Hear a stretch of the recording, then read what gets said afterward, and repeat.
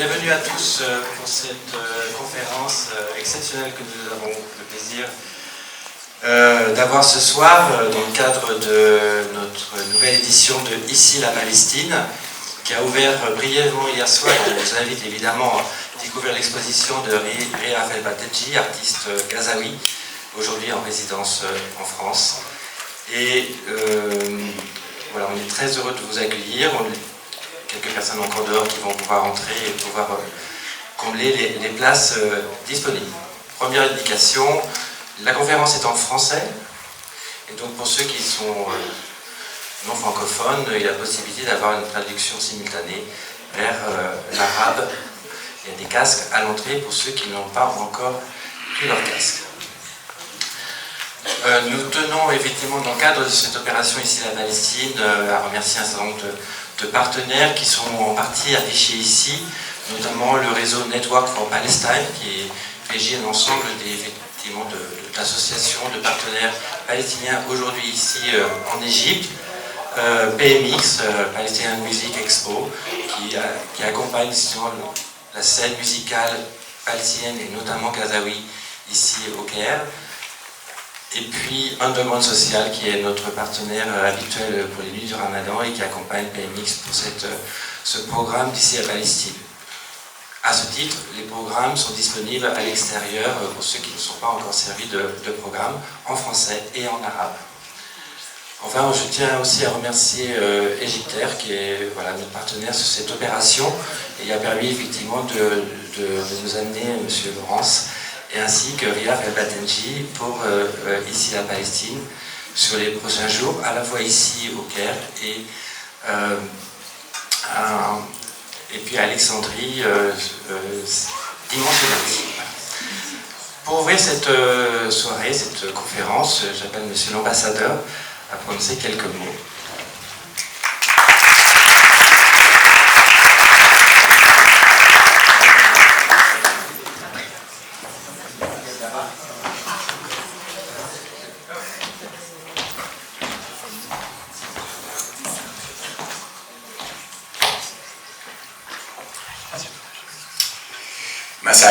Bonsoir, je suis très heureux que vous soyez nombreuses et nombreux ici pour cette conférence importante, mais aussi pour cet événement qui, pendant quelques jours, permettra de rendre hommage à la culture palestinienne. C'est la deuxième édition, sauf erreur, je me souviens de la première, qui d'ailleurs s'était conclue par un concert absolument extraordinaire de jeunes qui venaient juste de sortir de Gaza et qui avait totalement emporté la salle avec un mélange d'émotions très grandes, mais aussi de plaisir d'être ensemble pour une nouvelle fois penser, se souvenir, se rappeler que la culture palestinienne est une culture extrêmement profonde, dense, et qu'il faut évidemment respecter et espérer continuer à voir se développer. Je suis très heureux que Henri Laurence soit avec nous ici, le professeur Henri Laurence. Pour celles et ceux qui ne le savent pas, mais je pense qu'ici dans cette salle, beaucoup le savent, c'est sans aucun doute la personnalité la plus éminente française, historien, connaissant le monde arabe de façon extraordinairement précise, qui, comme on le disait à l'instant, revient sur les terres qu'il connaît bien.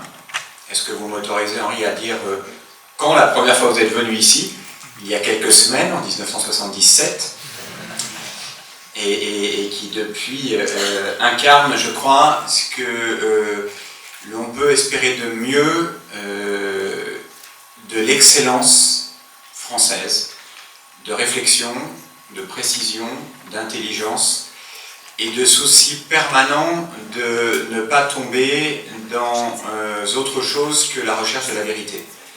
Et c'est pour ça que j'ai toujours eu une très grande admiration pour vous, vous le savez Henri, et je vous le redis ici devant tout le monde.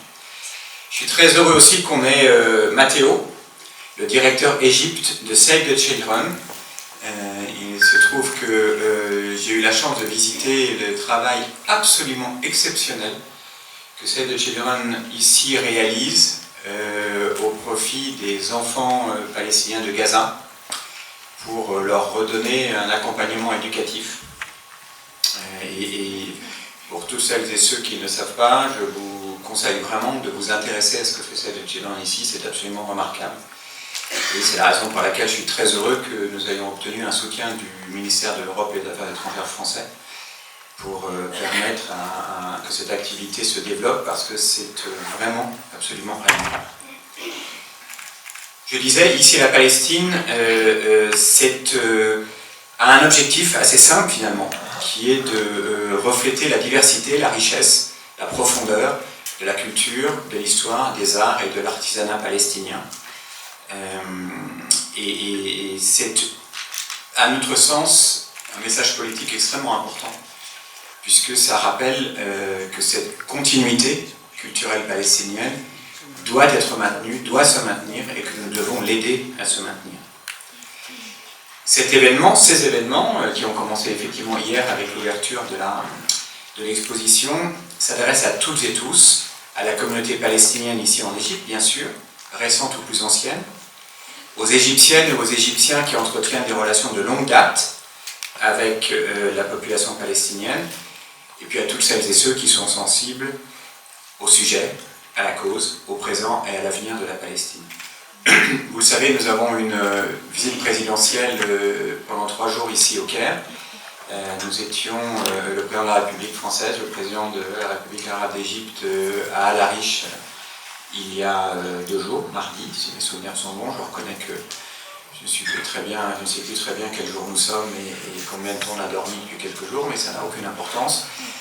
Pour notamment rencontrer à l'hôpital d'Al-Arish des personnes, des enfants notamment, hospitalisés venus de Gaza, mais aussi pour rencontrer les acteurs humanitaires et les Nations Unies qui travaillent de l'autre côté. Ça a été l'occasion pour le président Sissi, Sa Majesté le roi de Jordanie également, et le président français, de réaffirmer ici au Caire, et puis ensuite de façon bilatérale à Al-Arish, un certain nombre de choses extrêmement claires. La condamnation ferme de la reprise des frappes israéliennes à Gaza, qui constitue à l'évidence un recul dramatique. L'appel à un retour immédiat au cessez-le-feu, avec le souhait et la demande que les négociations reprennent sans délai et de manière constructive. Bien sûr, évidemment, la demande de levée du blocage complet de l'aide humanitaire, puisque je vous rappelle que depuis le 18 mars, il n'y a plus d'aide humanitaire qui pénètre à Gaza, et que, évidemment, c'est inacceptable. Et puis, la réaffirmation très claire du refus des déplacements de population et de toute annexion de Gaza, comme de la Cisjordanie d'ailleurs. Et vous avez vu également que dans une interview qui a été réalisée dans l'avion de retour, mais diffusée hier soir, le président de la République a aussi parlé évidemment du sujet majeur qui s'appelle celui de la solution politique, et en évoquant très clairement la perspective de la reconnaissance de l'État de Palestine. Et je pense que c'est très important. Ça a été le fruit de longues discussions, de longs échanges pendant les 2-3 jours de la visite. Et je merci d'applaudir, parce que pas d'applaudir finalement parce que je viens de le dire, ou parce que c'est la position française, mais parce que c'est une nécessité, évidemment, et nous le savons bien. Mais au-delà même de la solution politique, et on sait à quel point tout cela est difficile, et on verra bien si effectivement cette conférence sous l'auspice des Nations Unies, à la demande de l'Assemblée Générale des Nations Unies en juin prochain, si tout va bien, co-présidée par l'Arabie Saoudite et la France, permettra d'aller vers ce qui est absolument indispensable, qui doit s'accompagner aussi de la reconnaissance par certains États de la région de l'existence d'Israël. Je le dis aussi ici, parce que je crois que c'est important de le rappeler, parce que c'est ça la solution. Ces 2 États et 2 peuples qui vivent côte à côte en paix et en sécurité. Et on sait bien à quel point aujourd'hui beaucoup de forces essayent de s'opposer à cette perspective, qui est pourtant la seule durable.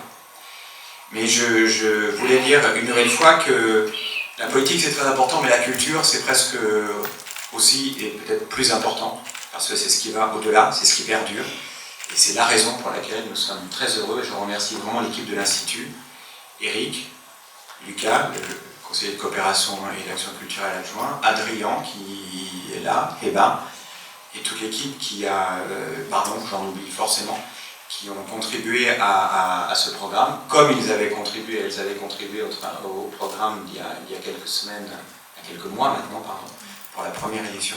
Et je dis aussi que, évidemment, ce soir, ces jours-ci sont consacrés à la Palestine, mais nous avons aussi organisé, ici à l'Institut, des moments autour de la culture soudanaise, autour de la culture libanaise, parce que malheureusement, cette région connaît un certain nombre de conflits qui là aussi voient souvent la culture être niée, et c'est, je pense, un impératif que nous essayons de la faire vivre. Merci beaucoup, merci Henri Laurence de nous faire l'honneur immense d'être avec nous ce soir, et d'être à Alexandrie, je crois, dans 2 jours. Et puis, et une nouvelle fois, merci à Matteo et au travail des équipes de Save the Children, parce qu'une nouvelle fois, ce que vous faites est absolument admirable et je suis très heureux qu'on puisse vous soutenir. Merci beaucoup et bonne soirée.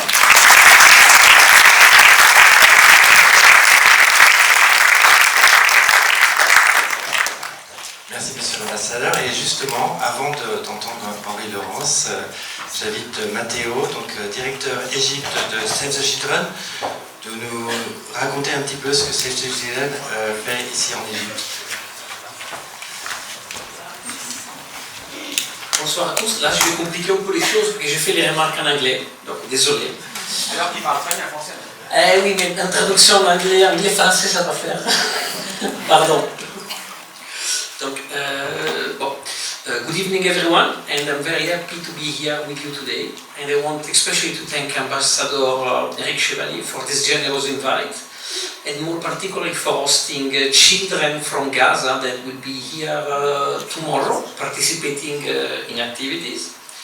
Because at a time of great humanitarian crisis, it is easy to forget that children have the right to enjoy life, to learn, to prosper. And I want to thank the French institutes in Egypt for this window of opportunity for Palestinian children and Palestinian families to share their art, culture and heritage with us all. Children are bearing the brunt of the conflict in Gaza. Save the Children will publish a report called Missing Futures, which show the unprecedented and irreparable harm to this war on children, with consequences that threaten not only their individual futures, but the very fabric of the Palestinian society for generations to come. For children who do survive this war, their childhood has been replaced by trauma and deprivation, and their homes and communities, everything they need to grow up in a safe and healthy environment, has been systematically eradicated. Since the beginning of the war, Save the Children has been working with the Palestinian community to support children in Gaza and here in Egypt. Children who have been through the unimaginable sufferings. But despite all this, they still maintain incredible resilience and love for life. You will see them tomorrow. Despite everything, they are still full of energy and full of smiles. And that is quite reassuring. Save the Children is providing health, education and mental health services, and we continue to aspire to reach every child in need here and in Gaza. And I would like to thank you, our partner, and in particular the Centre de Crise of the Minister of Foreign Affairs of France, for the generous support to our work in the field of education here in Cairo. Ladies and gentlemen, when children are not off limit during a conflict, the world has failed them. Let us continue to work to protect together all children and by that to protect our future. Thank you very much.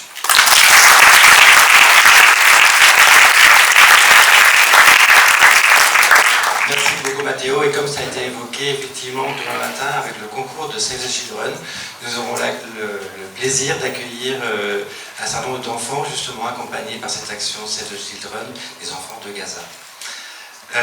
Et maintenant, place professeur à la conférence, et donc j'invite le professeur Henri Laurence à venir sur scène avec Adrien qui va modérer cette rencontre.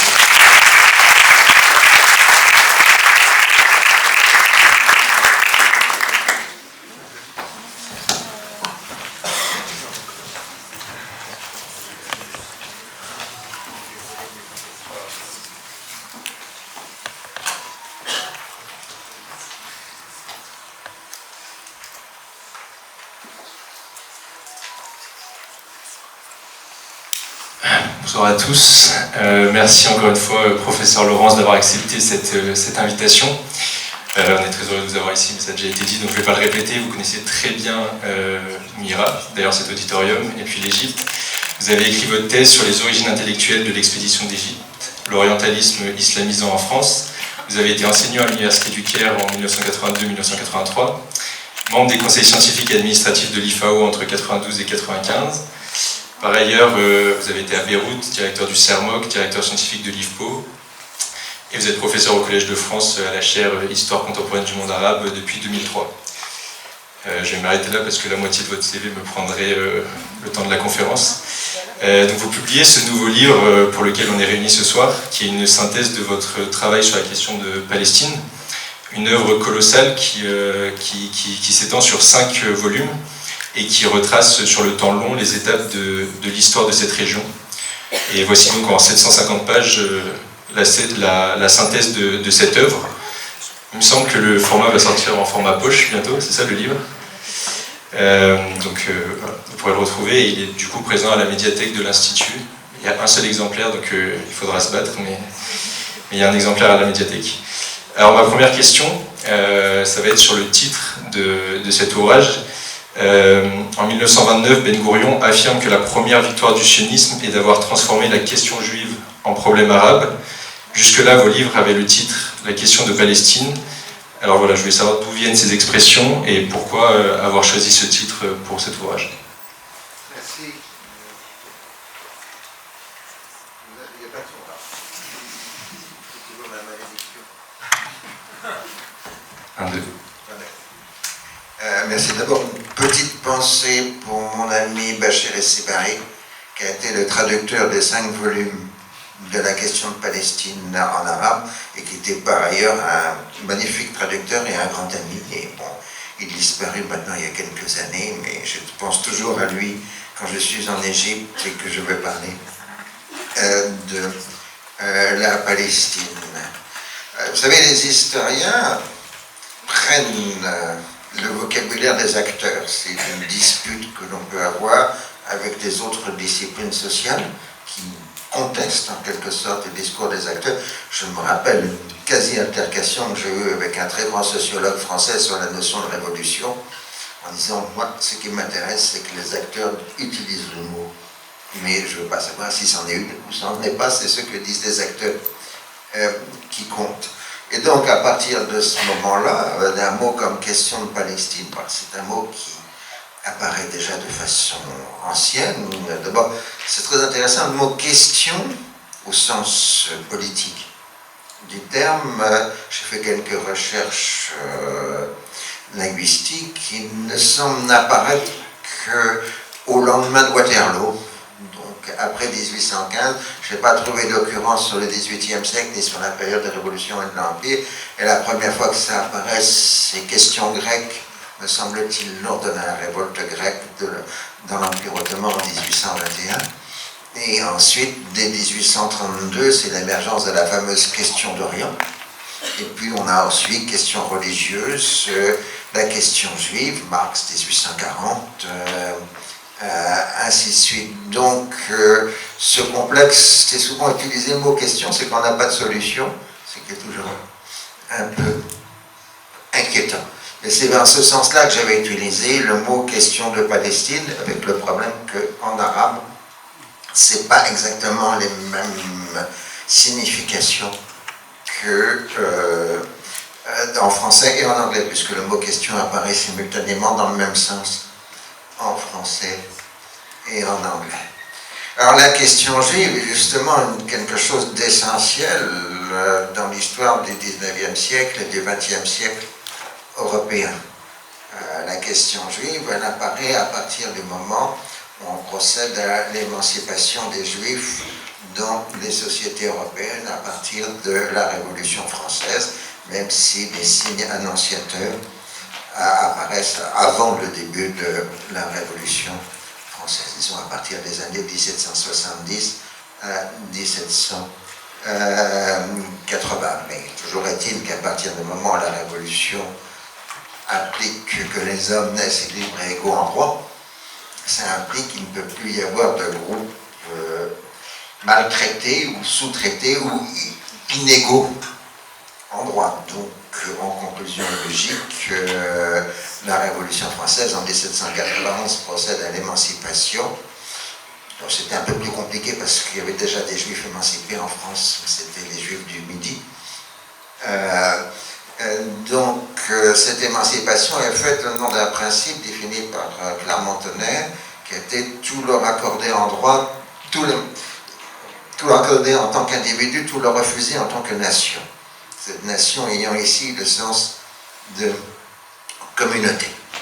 Et donc, cette émancipation, elle commence d'abord en France, et puis elle s'étend au reste de l'Europe d'abord, parce que les bottes des soldats napoléoniens traversent l'Europe, et en même temps, c'est l'application des droits français, donc l'émancipation.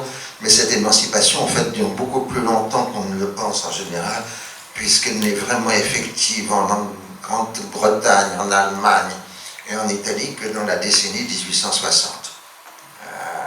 Puisqu'avant 1860, un juif ne pouvait pas être membre de la Chambre des communes en Angleterre parce qu'il fallait prêter serment sur une Bible chrétienne. Donc il pouvait être élu, mais il ne pouvait pas prendre ses fonctions à cause de la question de la Bible. Et à cette question d'émancipation s'est posée ensuite la naissance de violents courants anti-juifs dans les sociétés européennes. Alors il y avait évidemment le traditionnel anti-judaïsme d'origine théologique, toujours persistant, mais il y a eu ensuite toute une série de phénomènes qui se sont agrégés à cela, dont deux grands thèmes qui étaient absents auparavant, qui étaient d'une part le judaïsme comme producteur de la modernité européenne, ce qui est une absurdité, parce qu'en dehors de Spinoza, les Juifs ont été pratiquement absents de la pensée des Lumières, et les grands philosophes juifs n'apparaissent justement qu'après 1815, après l'œuvre révolutionnaire. Mais cette identification du judaïsme à la modernité fait que tous les courants dits anti-modernes sont, termes utilisés à partir des années 1880, antisémites. Et l'autre thème, c'est le thème du complot. Le thème du complot qui lui aussi n'apparaît qu'à la fin du 19e siècle, parce que jusque-là, le recordman de complot, c'était l'ordre des jésuites. Depuis le XVIe siècle jusqu'à 1880, le monde est obsédé par les complots jésuites, les Anglais en particulier. Bon, il y avait quelques raisons, parce qu'il y a eu quelques complots jésuites à l'époque de la reine Élisabeth Ier. En Grande-Bretagne, et disons que là, il y avait quelques faits, mais on peut dire qu'il y a eu transfert des jésuites aux juifs de la thématique du complot. Et puis, la dernière thématique, plus centrale et plus malheureuse, c'est la question que les juifs étaient inauthentiques dans les sociétés dans lesquelles ils vivaient, que ce soit en France, ils n'appartenaient pas à l'histoire de France du Maurras, ils sont incapables de dire du Racine, alors que Sarah Bernhardt est la plus grande comédienne française de tout le XIXe siècle. Voilà l'absurdité de ces thèses. Et en Allemagne, c'est évidemment le côté racial qui l'emporte. Et puis ensuite, on passera progressivement à un antisémitisme meurtrier et au génocide des années de la Seconde Guerre mondiale. Et donc, on peut estimer, si vous voulez, que la question juive prend de l'importance croissante à partir, disons, des années 1880, c'est le moment où le mot antisémite apparaît, jusqu'à, malheureusement, la Shoah des années 1940-1945, enfin 1939-1945, ou pour être plus précis, si on prend les attendus dans Nuremberg, entre le 1er septembre 1939 et le 8 mai 1945. Donc ça, c'est la question juive.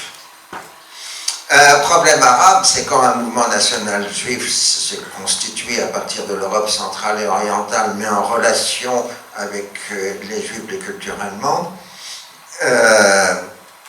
Il y a entre autres un mouvement juif politique national qui a pris le nom de sionisme. Et les premiers arrivés sionistes, c'est aussi aux alentours de 1880 en Palestine. Et ils découvrent qu'il y a des habitants arabes. Pas un peuple, surtout pas, mais des habitants arabes. Et donc, que faire des habitants arabes? C'est le problème arabe, puisque la volonté de créer un État juif, fondamentalement juif, et pas un État judéo-arabe, comme d'autres pouvaient l'espérer.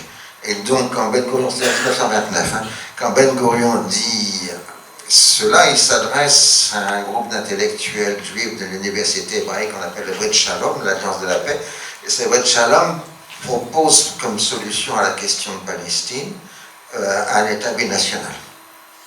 Et Ben Gurion leur dit non, c'est pas possible. On n'est pas venu pour être binational, on est venu pour être national. Et donc, on ne sait pas encore comment on y arrivera, on est en 1929, mais là on a déjà une certitude, c'est que nous avons transformé la question juive en problème arabe. Et c'est donc à partir de cette dimension que ce livre est bâti, pardon, pas battu, lapsus inquiétant. Donc, ce livre est bâti à partir de cette double dimension, question juive, problème arabe, compte tenu qu'à force de parler du problème arabe, c'est-à-dire aujourd'hui, question de Palestine, sur les Palestiniens, etc., après, disons, 2023, on revient à la question juive, puisque toutes les communautés juives dans le monde se sentent ébranlées par les conséquences des événements du 7 octobre 2023. Donc on en revient maintenant à la question juive, et d'où on peut dire que c'est plus question juive, problème arabe aujourd'hui, c'est problème arabe, question juive. Et c'est l'angoisse d'aujourd'hui. Adrien. Merci pour cette réponse. Et justement, vous parlez de toutes ces réactions que ça suscite à l'international. Vous parlez souvent de la saturation de l'histoire au sein de ce territoire et la violence justement particulière que suscite cette question de Palestine, à la fois sur le terrain, au niveau sur le territoire et voilà, à l'international. Vous avez inventé le concept de l'histoire par intersection, que certains appellent l'histoire connectée.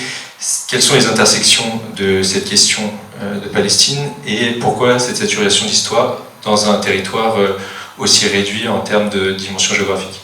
Oui, alors il ne faut pas vexer des Bretons, s'il y en a des Bretons dans la salle, mais Palestine-Israël, c'est 27 000 km², et la Bretagne, la région Bretagne, c'est 26 000 km². Alors s'ils rajoutent à Nantes, ils seront plus grands que la Palestine, mais ça montre, entre guillemets, les dimensions relativement réduites.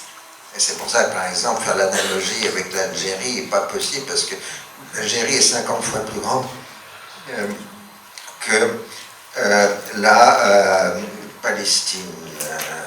Alors pourquoi saturation d'histoire? Parce que derrière le mot Palestine et derrière le mot Israël, il y a un autre mot qui est le réel, c'est la Terre Sainte.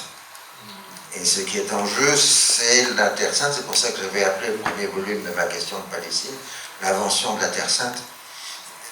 Cette Terre Sainte, elle est pour les trois religions monothéistes, chacun l'ayant construit à sa façon, en quelque sorte. Bon, le judaïsme, à travers la notion de terre promise, la lecture qu'on peut avoir de certains épisodes de la Bible et d'autres, et disons là aussi, dans le cadre du 19e siècle, la transformation de la Bible de texte religieux en texte historique.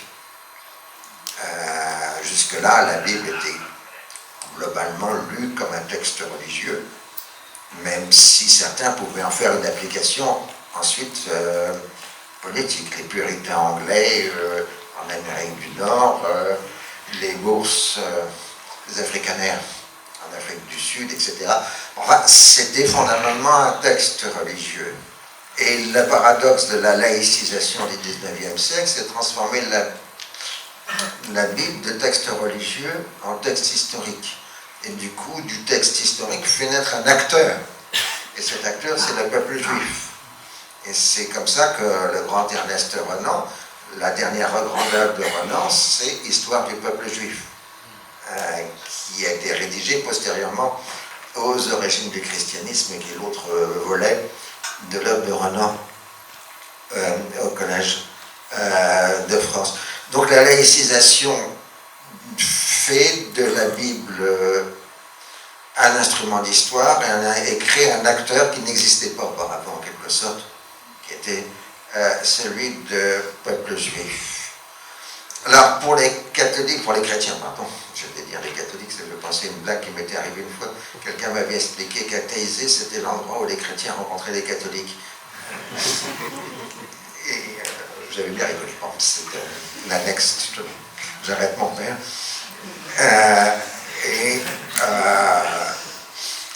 Dans le cas des chrétiens, c'est bon, c'est quand les chrétiens deviennent au pouvoir dans l'Empire romain, c'est-à-dire avec Constantin, c'est la mère de l'empereur Constantin, Sainte Hélène, qui s'installe à Jérusalem avec toute une équipe de ce qu'on pourrait appeler le chercheurs, qui essayent de déterminer les localisations des évangiles sur le terrain palestinien. C'est-à-dire que les lieux saints chrétiens sont des lieux saints définis par le trajet terrestre de Jésus-Christ de la Galilée à Jérusalem. Alors, le noyau dur, c'est évidemment ce qui a été défini par l'équipe de Sainte-Hélène, de Saint-Sépulcre, la Via Dolorosa, etc. Et puis ensuite, on a continué à en produire industriellement des lieux saints chrétiens jusqu'à aujourd'hui, puisque le dernier inventé est le lieu du baptême de Jésus, qui se trouve par chance en Jordanie. Et donc le royaume de Jordanie fait tout pour faire admettre que c'est là où Jésus a été baptisé, évidemment dans une vision économique et touristique de la chose. Il me semble que le Saint-Siège a approuvé la démarche jordanienne.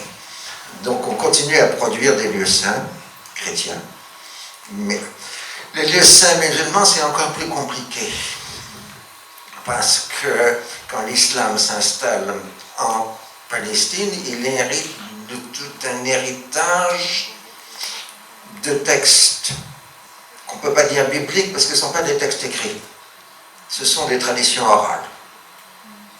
Et ces traditions orales, on les appelle en arabe les Israéliotes, les faits d'Israël. Et quand on regarde les hadiths, on voit que beaucoup des transmetteurs de hadiths sont des juifs convertis.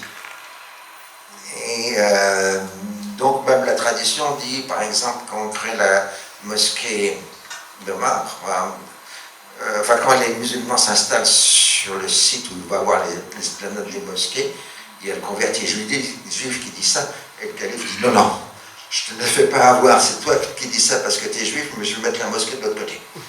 Et ça, c'est ce que rapporte la tradition musulmane.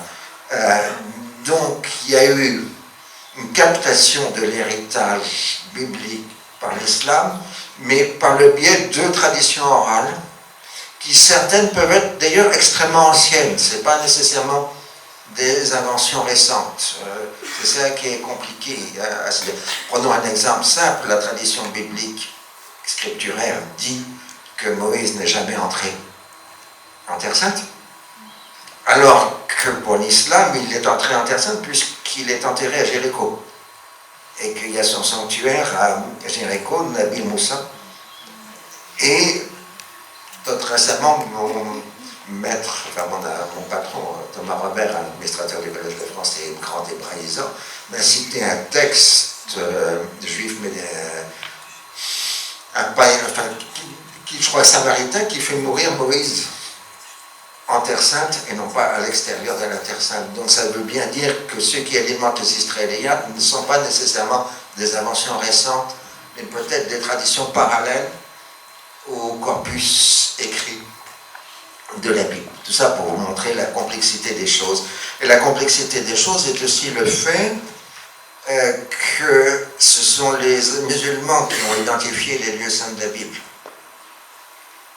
Et donc ensuite, les juifs vont reprendre les identifications géographiques faites par les musulmans, ce qui explique que les lieux saints juifs et les lieux saints musulmans sont généralement les mêmes, que ce soit l'esplanade des mosquées, le tombeau des patriarches à Hébron et un certain nombre d'autres lieux, plus la production récente, encore, puisque les lieux saints, je vous dis, on continue à en produire. Il suffit qu'un certain Youssef, qui devait probablement un cher musulman, soit enterré dans un endroit pour que les Israéliens disent que c'est le tombeau du prophète Joseph, tant d'autres disent mais non, c'est un habit du XIe siècle, un cher du XIe siècle qui est enterré là, mais ça a amené déjà un certain nombre de morts depuis 25 ans sur ce tombeau de Joseph. Mais vous voyez, la production de lieux saints, elle se continue. Et donc c'est en ça d'avoir le premier socle historique, puisque on va par exemple faire de la Bible un relevé cadastral. Quand par exemple les Anglais installent le mandat sur la Palestine, qui se dispute avec les Français pour savoir où faire passer les frontières, on va utiliser un atlas biblique pour trouver les frontières du mandat sur la Palestine. Alors, la Bible dit du Dan à Beersheba. Bon, Beersheba, on savait à peu près où c'est, parce que les Ottomans avaient recréé une ville de Beersheba vers 1895, mais Dan, on ne savait pas où c'était. Sauf que c'était quelque part dans les sources du Jourdain. Mais le simple fait qu'on utilisait un atlas biblique par les Anglais, et que les Français ont suivi, ils ont suivi parce que les sionistes voulaient aller jusqu'au Litanie, et les Français disaient ah non, c'est pas dans l'atlas biblique. Vous voyez donc cette influence-là. Donc ça, c'est la première couche. La seconde couche, ce serait, je n'ai pas le temps de payer les croisades, etc., les questions d'appropriation, de réappropriation par les différents mondes. Et ensuite, vous avez d'un côté, disons du côté européen occidental, le poids terrible de la culpabilité méritée pour la destruction des Juifs d'Europe durant la Seconde Guerre mondiale, et de l'autre côté, vous avez l'anachronisme de la démarche sioniste, parce que quand le mandat sur la Palestine est établi en 1922, la colonisation européenne est déjà un anachronisme historique. Et faire une colonisation de peuplement dans cette période est déjà anachronique, on n'est plus au 19e siècle. Donc il y a déjà un premier anachronisme du mouvement. C'est-à-dire qu'ils arrivent trop tard. Et puis il y a le fait que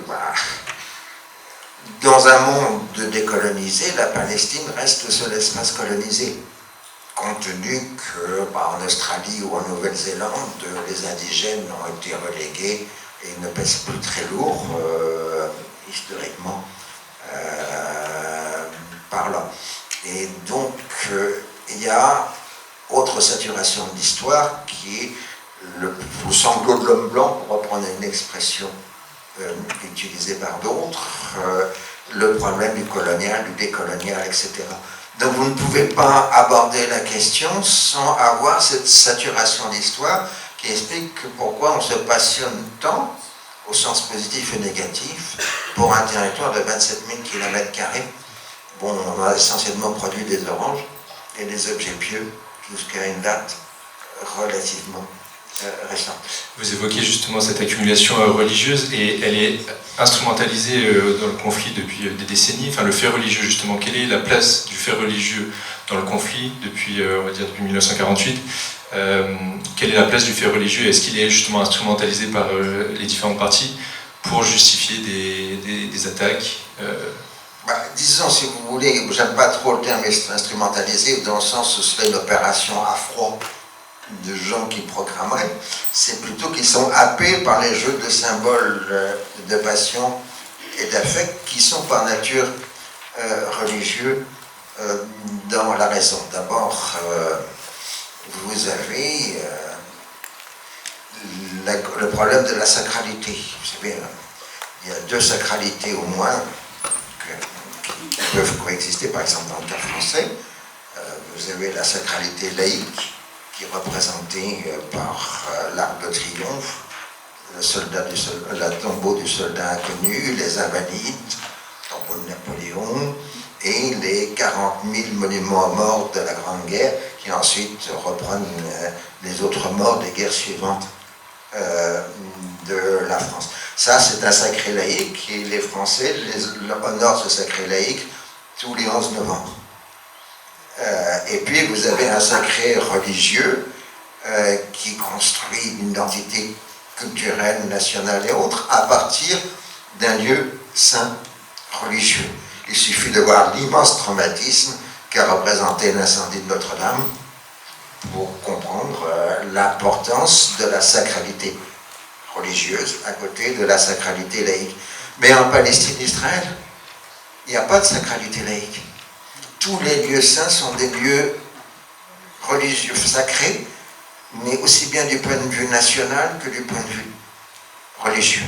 Donc ça, c'est cette première dimension qui est la confusion du laïque et du religieux, ou du national, plus exactement. Les soldats israéliens viennent prêter serment au mur des lamentations, par exemple. Et puis, vous avez l'autre dimension qui sont les évolutions religieuses des grandes religions. Vous avez le protestantisme. Alors là, c'est une histoire un peu compliquée qui nous surprend toujours, nous les Français, et probablement aussi les Égyptiens. C'est en gros, le christianisme a toujours eu une dimension eschatologique, c'est-à-dire de la fin des temps, à partir de l'Apocalypse de Saint Jean. Mais il s'est avéré qu'à partir de la réforme protestante du XVIe siècle, l'Église catholique a largué à peu près l'eschatologie. Il y a plus de phénomènes eschatologiques importants dans le catholicisme, disons à partir du Concile de Trente, pour simplifier les choses. Mais cette dimension eschatologique du christianisme, elle est passée au protestantisme, dès les anabaptistes de Münster au XVIe siècle. Et vous avez eu dans le mouvement puritain anglais du milieu du XVIIe siècle l'apparition de la théologie de l'accomplissement des prophéties, qui stipulait, entre autres, d'après une certaine lecture, que de la Bible, en papier de l'Apocalypse de Saint Jean, que la fin des temps allait se produire, et que dans le cadre de la fin des temps, tous les Juifs seraient réunis en Palestine, et ceux qui se refusaient de convertir, ils disparaîtraient comme tous les autres pécheurs. Et donc ensuite, il y aurait le 1000 ans de bonheur, ce serait l'avènement du millénium, et ensuite la fin définitive des temps. Et ce qu'on a appelé ensuite, postérieurement, ce sionisme chrétien, est antérieur au sionisme juif. C'est ça qu'il faut bien le comprendre. Et c'était une dimension permanente, c'est un bruit de fond que l'on entend quand on est dans le monde protestant par rapport à Israël, Palestine. Il ne viendrait jamais à l'idée d'un pasteur protestant de dire ce que dit Paul VI, que les Palestiniens sont le peuple de la Terre Sainte. C'est une notion totalement absente.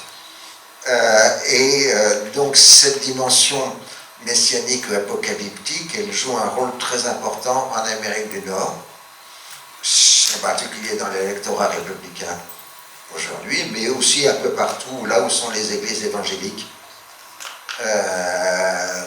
dans le monde, et comme vous le savez, elles sont en pleine croissance.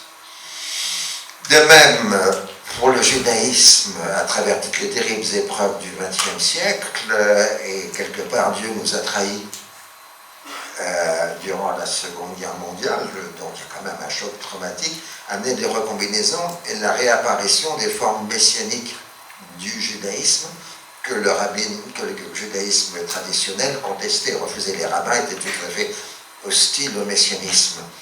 Et il est devenu une dimension importante de la politique israélienne.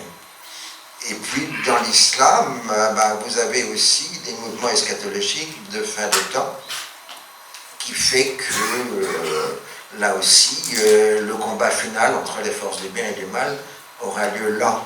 et des mouvements comme Daesh, l'État islamique, sont aussi des mouvements eschatologiques. Et donc, non seulement la Palestine est la terre des origines des religions, mais elle est la terre de la fin de l'histoire religieuse de l'humanité.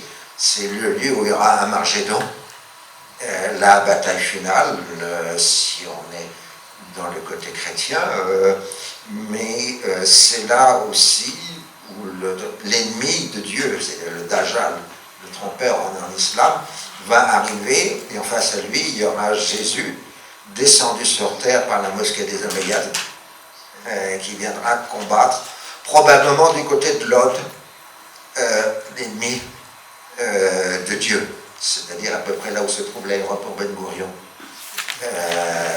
aujourd'hui. Donc, vous voyez, cette dimension de fin des temps, là encore, on ne veut pas dire qu'elle domine les esprits, mais elle constitue un bruit de fond permanent.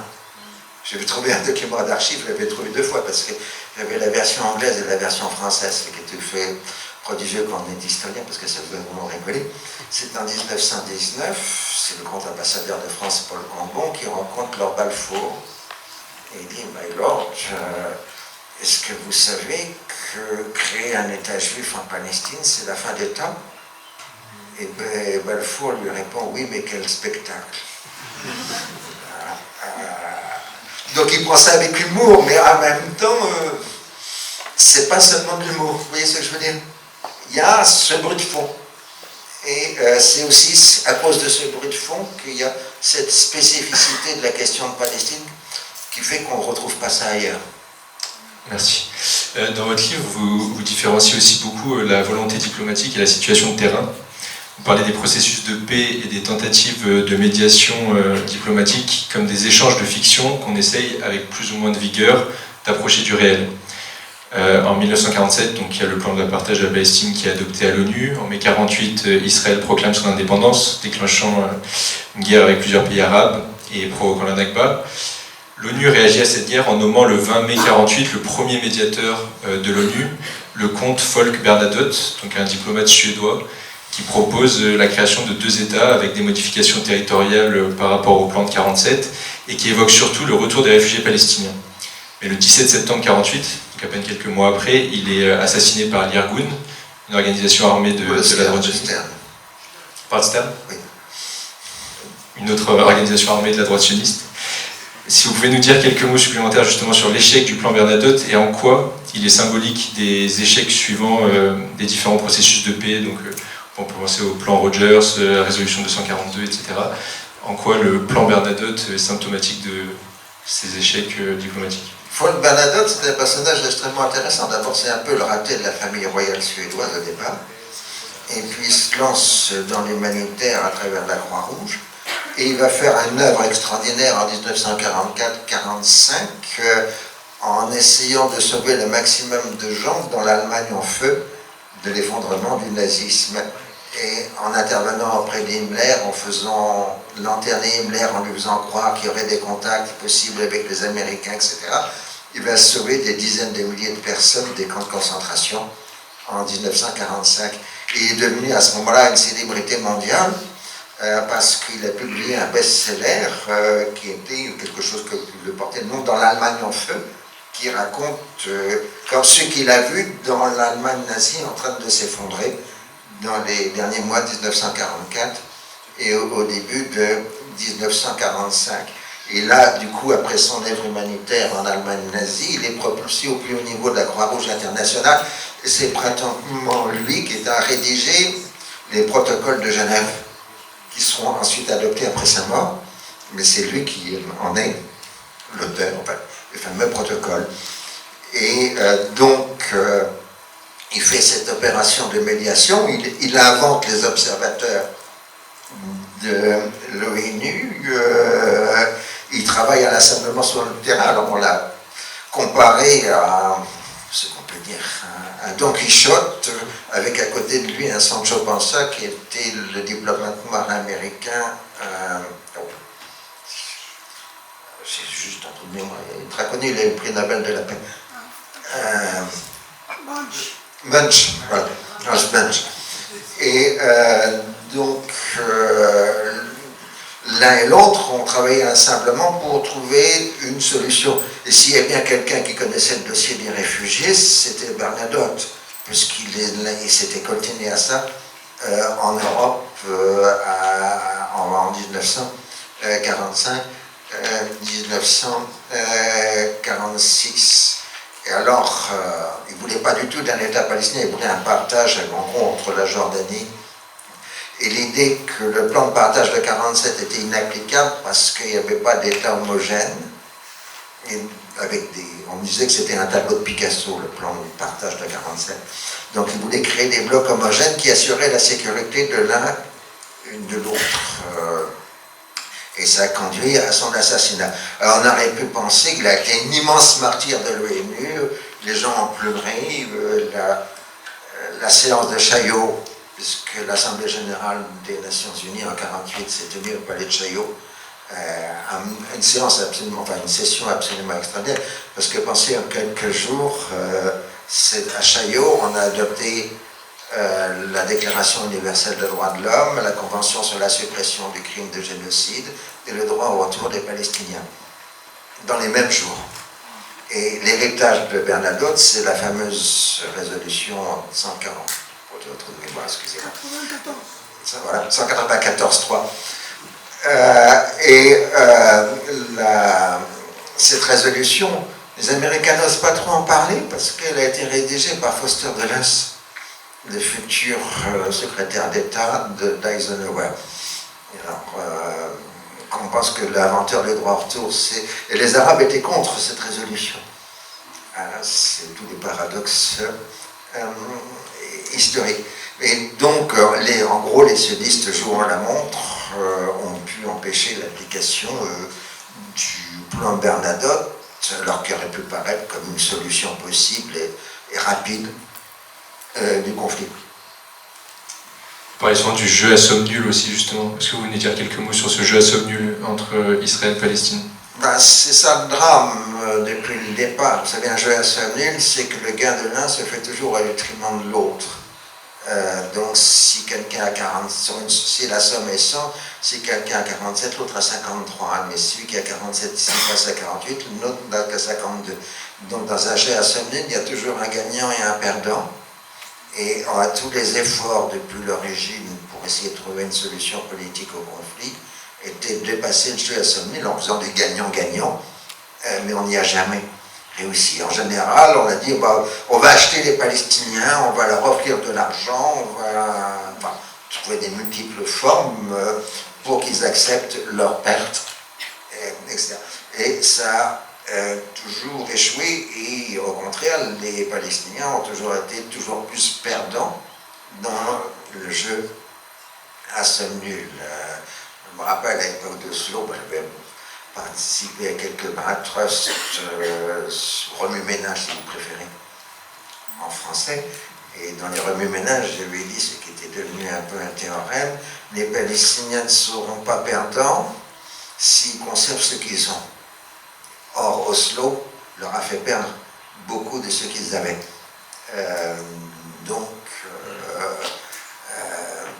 Ça a conduit à l'échec du processus d'Oslo. Mais c'est la règle, et jusqu'à ici, on est toujours dans ce jeu à somme nulle, ce qui rend très difficile, parce que toute personne tout élément, si vous voulez, mais celui qui a 60 et l'autre qui a 40, mais on lui dit c'est 7-5 et qu'il y aurait une paix, est-ce que tu acceptes? Généralement, il dit non. Parce qu'il aura l'impression de perdre sans gagner quelque chose de plus. Et donc ça explique la nature perdante du conflit et l'enfermement dans la violence. Merci. Pour revenir aussi à une période charnière du conflit, vous dédiez un chapitre entier, le chapitre 9, intitulé 6 jours et 3 ans, à la période de 67-70. Vous avez aussi dédié un cours au Collège de France à cette période.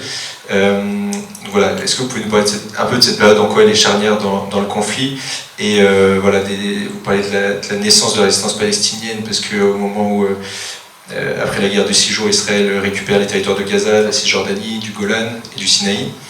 Donc voilà, quel est l'impact de cette période-là, et même après, jusqu'en 73, où ce sera le dernier conflit la dernière guerre israélo-arabe, et le conflit ensuite se traduira en conflit israélo-palestinien, ou en tout cas le vocabulaire utilisé sera conflit israélo-palestinien et plus conflit israélo-arabe. Donc est-ce que vous pouvez nous donner quelques éléments là-dessus sur cette période? Vous savez, il y a des épisodes historiques qui sont définis par les acteurs et ensuite par les historiens qui rajoutent des épithètes de choses, parce que bien évidemment les gens du Moyen-Âge ignoraient qu'ils étaient au Moyen-Âge, et les gens de la guerre de 100 ans en commençant ne savaient pas qu'ils commençaient une guerre de 100 ans. Hein. Soyons clairs. Enfin, dès en juin 67, le terme guerre des 6 jours s'est imposé. C'était tellement humiliant du côté arabe d'abord ils ont dit guerre de juin 67 et pas guerre des 6 jours. Et puis ensuite, c'est Haïkal, donc le grand journaliste et homme politique égyptien, qui a défini la période suivante, allant jusqu'à la mort de Nasser, comme la guerre des 3 ans. Il a fait un livre en arabe qui porte sur ce titre. Donc j'ai utilisé le traité de Haïkal pour opposer les 6 jours et les 3 ans, où l'Égypte justement roue un rôle majeur avec ce qu'on a appelé la guerre d'usure sur les canals et les destructions considérables à ce moment-là qu'il y a eu en Égypte jusqu'au cessez-le-feu du 7 août 1970 de mémoire. Et à partir de ce moment-là, reste la grande ambiguïté historique. Est-ce que Nasser non avait la volonté de lancer, à la fin du cessez-le-feu de 3 mois, une traversée du canal ou pas? C'est un débat sur les historiens, ce sera d'ailleurs un des thèmes de mon prochain cours. Au collège, mais je peux vous dire que de toute façon, je pense qu'un homme politique ne s'enferme pas dans une seule voie, mais conserve le maximum d'options à son service pour utiliser celle qui lui paraît idoine au moment précis. Il n'y a que les intellectuels qui croient qu'il n'y a qu'une seule virtualité disponible pour les hommes politiques. Donc ça, c'est la guerre des... Là, tu me disais? Ah oui, alors, en fait, on peut diviser la question de Palestine en 3 périodes historiques. La première qui va de 1908, c'est-à-dire l'installation de l'agence juive, du mouvement sioniste à Jaffa en 1908, et l'ouverture, en quelque sorte, d'un débat politique entre Palestiniens et sionistes à partir de 1908 jusqu'à 1948. C'est ce que j'ai appelé la lutte pour la Palestine, donc la fin de la période ottomane et la période mandataire britannique. Là encore, tout simplement, parce qu'il y avait un grand classique sur la question de Palestine, qui était celle d'un politologue américain qui s'appelait Revitz, qui avait publié en 1950, je me souviens son nom, un livre qui s'appelait The Struggle for Palestine. Et donc c'est une référence, c'est pour ça qu'ensuite Patrick Seale a écrit un Struggle for Syria, et puis ensuite un Struggle for Middle East, enfin ensuite un tas de struggles, vous en avez vu dans les titres. Un titre en génère beaucoup d'autres, ainsi de suite. Après 1948, on a le conflit israélo-arabe, au sens où c'est un conflit en partie étatique, où les acteurs sont des États ayant des contentieux territoriaux, qui soient soit des zones démilitarisées, soit la liberté de passage sur les voies d'eau de Suez et du golfe d'Aqaba. Et après 1973, la dimension étatique arabe s'atténue, tandis que la dimension palestinienne devient majoritaire, et on voit, on peut dire, 1982, la guerre du Liban est déjà une guerre israélo-palestinienne, et non plus une guerre israélo-arabe, même si l'armée syrienne s'est battue en 1982. Et donc, pour des gens de ma génération, nous avons été formés au conflit israélo-arabe, et progressivement, on est passé à l'israélo-palestinien. Donc, les plus jeunes, eux, ne connaissent que le conflit israélo-palestinien et pas le conflit israélo-arabe. C'est par ce genre de vocabulaire qu'on peut identifier l'âge des intervenants. Merci. Bon, le temps file, donc avant de passer le micro au public, j'ai deux dernières questions qui font écho à l'actualité plus récente. En décembre 2023, Le Monde a publié un article sur l'utilisation de l'intelligence artificielle dans les bombardements par Israël. Vous évoquez aussi régulièrement l'utilisation des nouvelles technologies qui permettent de viser très précisément des cibles identifiées. Et le paradoxe alors que représente l'utilisation de termes comme victime collatérale pour se défendre de bombardements massifs contre Gaza et des dizaines de milliers de morts. Donc voilà, est-ce que vous pouvez nous dire je plus crois sur que ce terme? cette histoire d'intelligence artificielle, c'est une vaste blague. Disons que les Israéliens estiment surtout que pour tuer un combattant ou un cadre du Hamas, ils s'autorisent à tuer de 20 à 100 personnes pour faire l'opération. Et puis, la stratégie israélienne depuis l'origine a toujours été fondée sur la disproportion. La disproportion ayant une vertu, entre guillemets, dissuasive. Et donc, les 50 000 et quelques victimes actuelles, c'est de l'ordre de la disproportion et pas de l'intelligence artificielle. Mais c'est une disproportion qui me paraît totalement voulue. Donc, oui, donc le terme de victime collatérale, même qui historiquement fait écho à l'époque où, quand il y avait des bombes qui étaient envoyées, il pouvait y avoir effectivement... Non, mais vous savez, ce problème de la guerre, c'est un autre sujet, c'est absolument passionnant. On s'est construit une image fictive de la guerre, qui en gros serait une guerre du 19e siècle, où les armées sortiraient dans la campagne, et elles se battraient, et les gens regarderaient dans les villes ce qui se passe. Ce qui n'a pas été du tout le cas. Déjà, la guerre franco-prussienne de 1870-71, on s'est battu dans les villes, le siège de Paris par exemple. Et puis surtout, la guerre de 14 a été une guerre justement où les sociétés elles-mêmes étaient considérées comme des cibles légitimes. Les Alliés ont mené une politique implacable de blocus alimentaire pour affamer l'Allemagne et les puissances centrales, y compris dans la région ici, c'est pas au Égypte, elle a été épargnée, mais la famine du Liban est liée au blocus allié contre l'Empire ottoman. Et l'autre chose, évidemment, c'est l'invention de l'aviation, parce que tant que l'aviation n'existait pas, il y avait des lignes de front possibles. Et il y avait une limite entre l'arrière et l'avant, et le front. Mais l'aviation abolit la limite. Et à partir de ce moment-là, les sociétés de l'ennemi deviennent des cibles légitimes.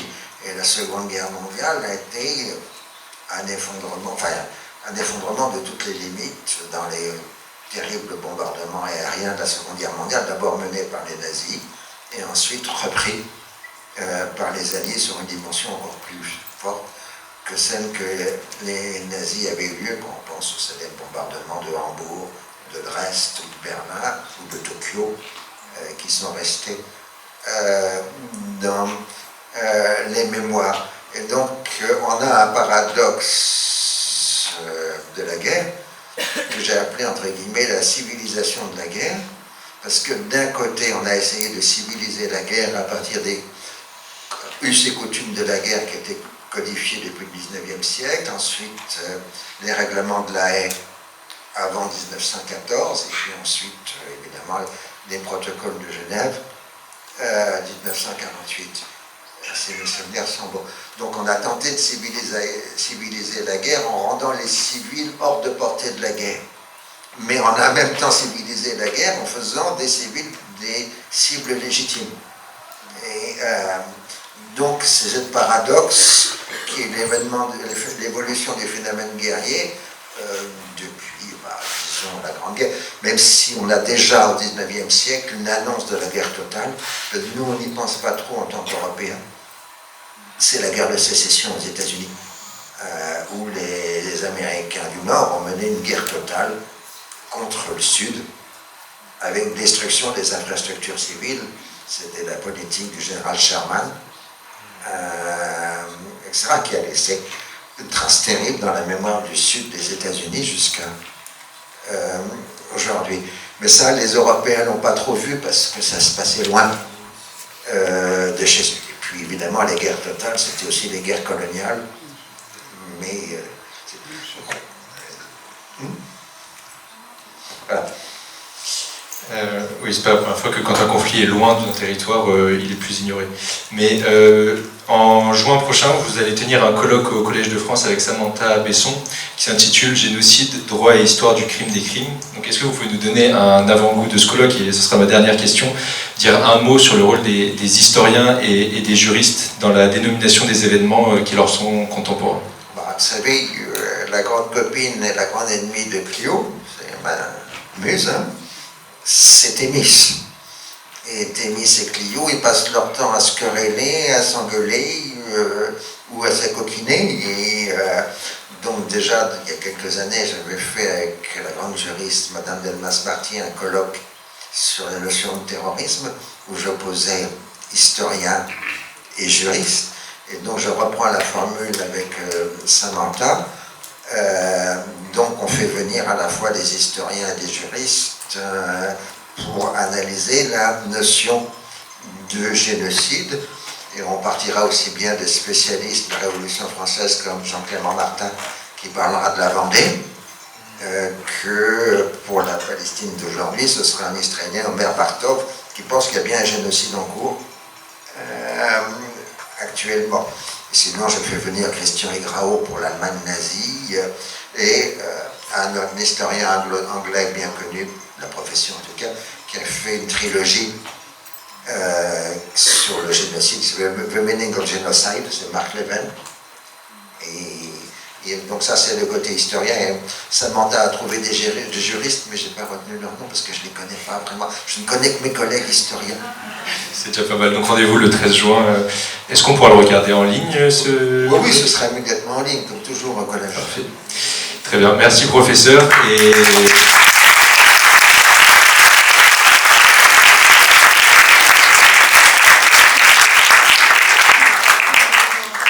Et on a un bon quart d'heure pour poser des questions, donc je vois que les micros sont en place. Est-ce que vous avez des questions?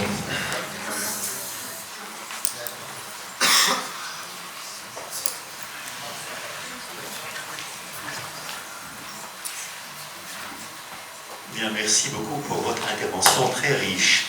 Enfin, j'ai une simple question parce que... Ce sont les plus dangereuses. Oui, non, parce que quand on révise ou quand on en fait, plonge dans l'histoire de ce conflit entre les Palestiniens et entre les Israéliens, on est quand même frappé par en fait, le discours religieux, c'est-à-dire on n'est quand même pas en présence d'un conflit qui pourrait être par exemple résolu ou tranché en s'appuyant sur le récit biblique ou mythique ou religieux quand même. C'est pas même pour les futures générations. À titre d'exemple, c'est un conflit historique, mais nous sommes en face d'un fait avéré. Il y a un occupant, il y a un occupé.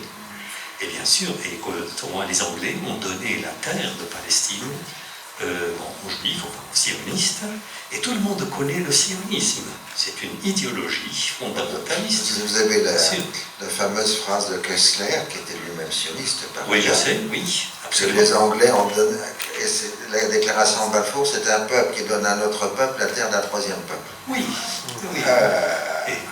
Mais on est arrivé à un stade quand même frappant, c'est qu'actuellement on parle la solution à deux États, et deux États, ça veut dire que vous reconnaissez donc l'occupant. Et en s'appuyant sur un récit... Vous n'allez pas refaire la conférence, vous me permettez juste de vous répondre. Absolument, oui. Donc, 2 points. Le premier, dans le processus diplomatique, à avoir une réflexion importante sur ce sujet, c'est le président Clinton. Dans ce qu'on appelle les paramètres de Clinton de décembre 2000, Clinton énonce en effet qu'il faut travailler sur l'histoire de 48. Il ne dit pas qui a tort ou a raison en 48, mais qu'il faut introduire une réflexion sur 1948, ce qui était ensuite abordé lors de la conférence de Tabar en janvier 2001. Et depuis, ensuite, on a tout arrêté sur cette réflexion. Mais il me paraît évident que la solution politique doit inclure cette dimension de révision historique. Alors, par ailleurs, il existe 2 terres en Palestine, c'est ça le complexe. Vous avez une terre physique que on essaye de contrôler dunam par dunam. Alors, ça, ce truc encore farfelu dans l'histoire, c'est les Britanniques qui ont inventé le dunam métrique, c'est-à-dire donc le 10e d'hectare. Donc, ils ont adapté le système métrique en Palestine, mais en donnant un nom arabe. Il faut le faire. Donc, ça, c'est une terre matérielle, sur laquelle les gens essayent de prendre le contrôle ou de maintenir le contrôle. Et puis, vous avez une terre sacrée. Les terres sacrées, c'est là où il y a la dimension religieuse, sacrée, etc. Donc, si vous prenez, par exemple, les différents épisodes de la question de Palestine, 1929, c'est la terre sacrée, c'est les émeutes du mur de lamentation d'août 1929. 1937, c'est une révolte contre le projet d'État juif et de déplacement des populations palestiniennes fait par le premier plan de partage de la Palestine. Donc on est dans la terre matérielle et ainsi de suite. 48, tout a échoué sur Jérusalem probablement, parce qu'il y avait une solution à l'amiable avec la Jordanie, mais elle a échoué sur Jérusalem. Et si vous prenez la première intifada, elle est une intifada sur la terre concrète, tandis que la seconde intifada part d'Al-Aqsa. Et les événements d'octobre 2023, enfin en tout cas dans la revendication du Hamas, renvoient à Al-Aqsa. Donc on passe et on bascule régulièrement de la terre sacrée à la terre concrète et inversement. C'est toujours le problème, qu'est-ce que c'est que le religieux, qu'est-ce que c'est que la politique, Raymond Aron utilisait le terme de religion séculière pour le nationalisme ou pour le communisme. Donc, vous voyez, est-ce que la religion c'est un phénomène social ou est-ce que c'est autre chose qu'un phénomène social? La question est largement ouverte. Enfin, on ne va pas la trancher ce soir. Il faudrait un peu plus de temps. Une question là.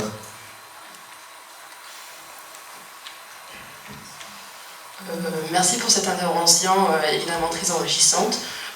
Ma question concerne plutôt cette idée de vocabulaire. Donc, d'après le 7 octobre 2023, on entend toujours la guerre Israël-Gaza, la guerre Israël-Hamas. Donc, pensez-vous que ça reste toujours une tactique médiatique ou est-ce que ça peut se transformer en dénomination historique ou devenir une nouvelle phase historique dans ce conflit comme la dénomination de guerre israélo-arabe ou israélo-palestinienne? Pour moi, ça reste une guerre israélo-palestinienne. Hein. Donc pour l'histoire, ça reste israélo-palestinienne, pour les médias, ça reste... Pour moi, en tout cas. Ok, merci.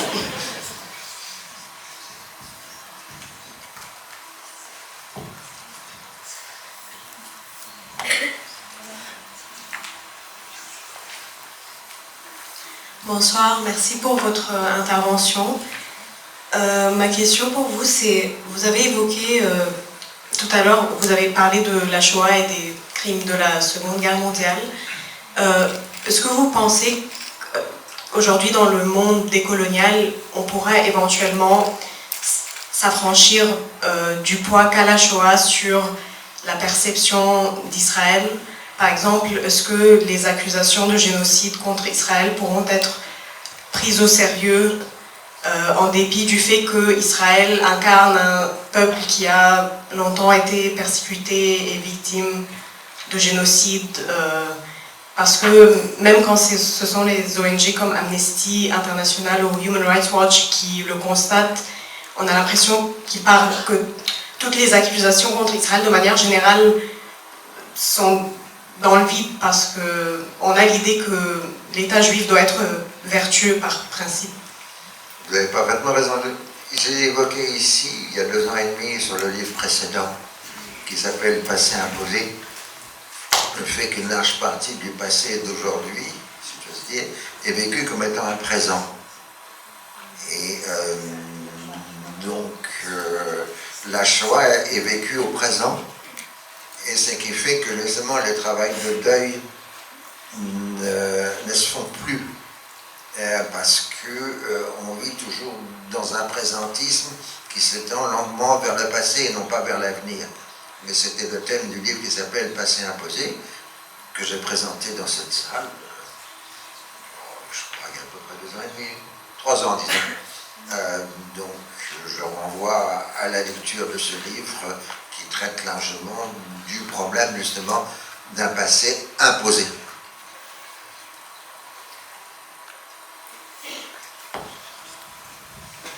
Bonjour monsieur, cette conférence était très enrichissante, j'ai appris des choses comme je pense beaucoup aussi.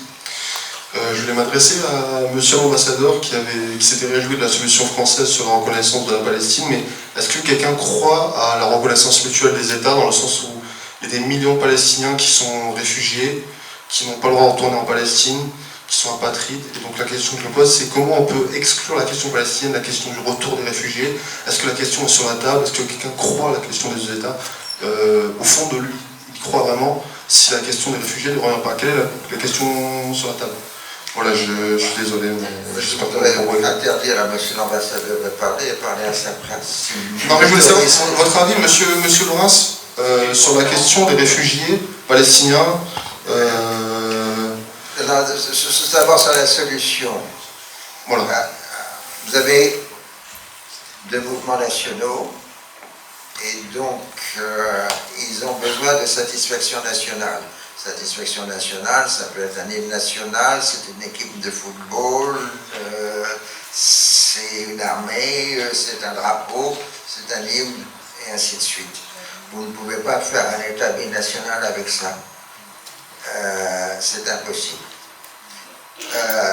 Donc il faut une solution qui comporte cette dimension du national pour les 2 parties. Par ailleurs, c'est 27 000 km² quand vous êtes sur place. Moi, je me suis rendu souvent sur place, donc c'est peut-être un avantage que j'ai chez vous, parce que peu d'Égyptiens peuvent aller sur place. Vous voyez combien l'espace est réduit, combien les réseaux sont entremêlés. Vous ne pouvez pas avoir de réseau téléphonique, de réseaux électriques, de réseaux d'aviation, enfin, tout est mêlé. Donc la solution politique doit comprendre une gestion commune de l'espace.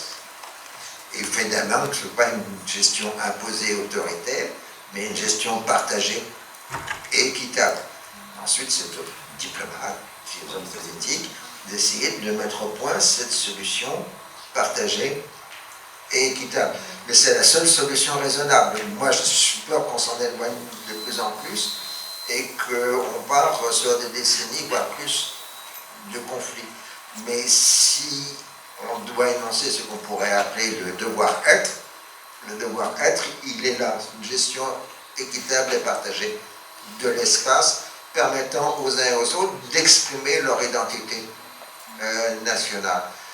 Sur les réfugiés, Dieu sait qu'on a tartiné des choses considérables. En particulier dans les années 90, c'était le Canada dans le processus qui était chargé du dossier des réfugiés. Il y a eu des calculs savants qui ont été faits, il y a eu des sondages qui ont été opérés, et en général, on a pensé que de toute façon, la plus grande partie des gens qui avaient le statut de réfugié ne voudraient pas revenir.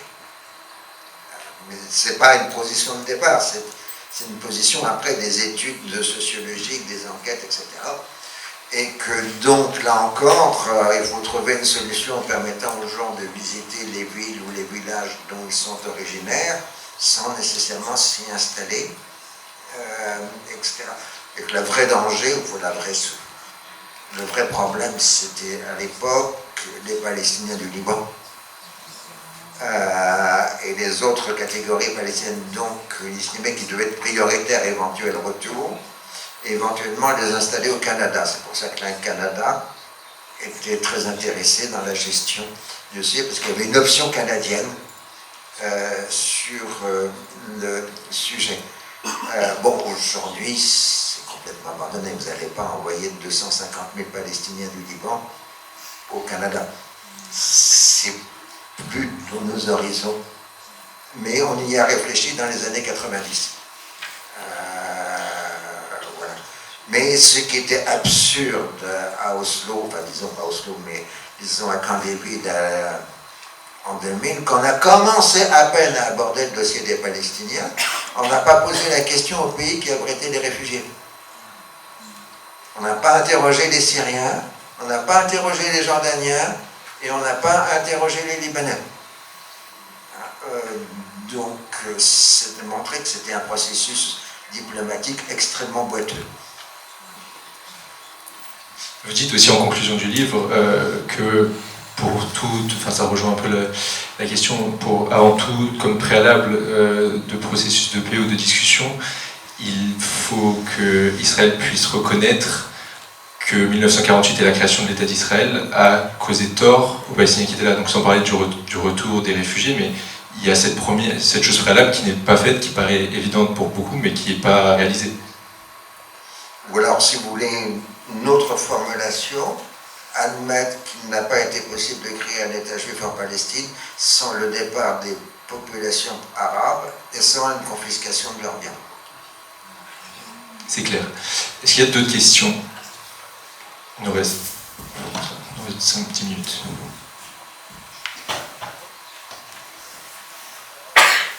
Oui, comme évoqué en introduction par M. l'ambassadeur, il y a cette perspective de reconnaissance de l'État d'Israël par la France. Moi, j'aurais voulu savoir... De Palestine. De la Palestine, pardon. Et faites surtout pas le titre du monde d'aujourd'hui qui est une imbécilité. M. Macron va reconnaître la Palestine. C'est pas M. Macron, c'est la France. Tout à fait. Ce ne sera pas le premier État à le faire. Et je voudrais savoir, historiquement, en fait, qu'est-ce que ça a apporté, le fait que d'autres États, comme l'Espagne ou comme d'autres États, aient reconnu la Palestine dans les négociations. Est-ce qu'il y a un impact? Theodor Herzl, le fondateur de ce qu'on appelait sionisme politique, pensait que l'État juif n'était possible que s'il avait un soutien international et qu'avant d'essayer de faire des réalités sur le terrain, il fallait l'accord des grandes puissances européennes de l'époque. Et les quelques années de sa carrière politique étaient de chercher ces soutiens internationaux. Et ce qu'a fait le Fatah et l'OLP à partir, disons, de Yasser Arafat, ça a été justement ce recherche de soutien international et de reconnaissance internationale, ce que le Hamas s'est refusé de faire jusqu'à aujourd'hui. Et donc, c'est ça, ça veut dire reconnaître l'État de Palestine. Ça ne veut pas dire qu'on va envoyer l'armée française imposer la création d'un État palestinien, donc on va pas rigoler quand même. Elle ne tiendrait pas tout longtemps. J'ai une grande estime pour l'armée française, mais vu ses dimensions actuelles, elle n'est pas capable d'affronter une armée du Moyen-Orient.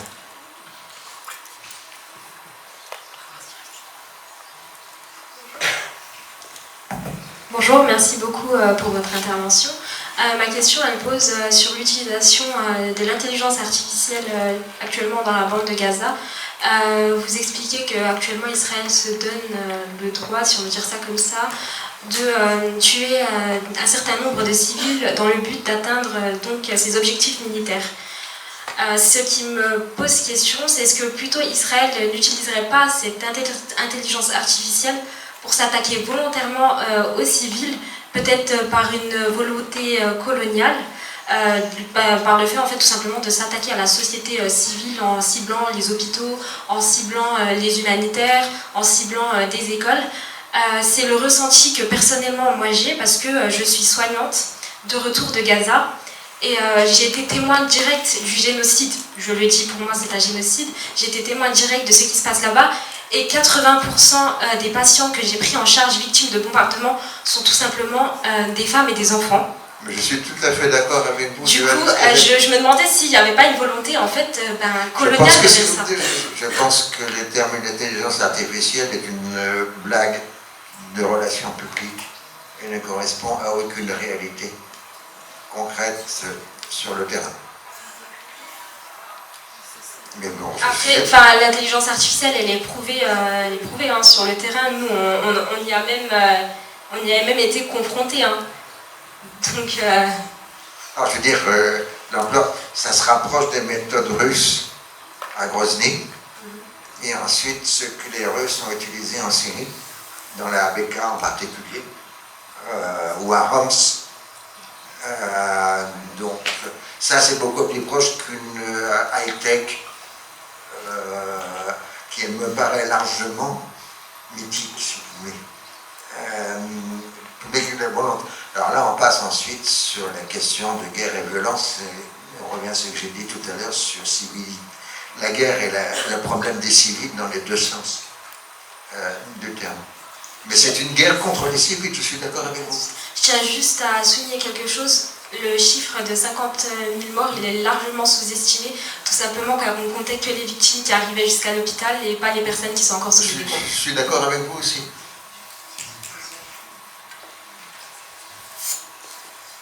Vous savez, tant qu'on n'a pas dit ça.